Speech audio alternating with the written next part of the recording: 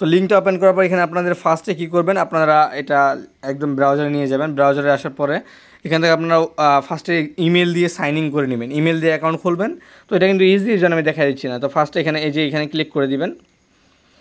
এখানে ক্লিক করলে এখানে বলবে যে কানেক্ট ওয়ালেট। তো এখানে আমি এখানে সাজেস্ট করবো যে মেটামাস্ক সিলেক্ট করে কানেক্ট করে নেবেন।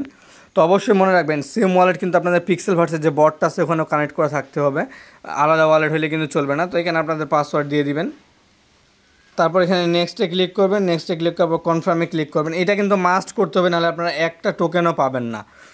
তো যখনই আপনারা ওয়ালেট কানেক্ট করবেন এখানে একটু ওয়েট করে নেবেন। এখানে কিন্তু দেখেন আমার 560 এক্সপি হয়ে গেছে। এখন আপনারা কী করবেন, আপনারা এই যে আপনার যে অপশনটা আছে এখানে একটা ক্লিক করে দিবেন। এখানে ক্লিক করার পরে এখানে প্রোফাইলে ক্লিক করে দিবেন। প্রোফাইলে ক্লিক করার পর এরকম ইন্টারফেস আসবে।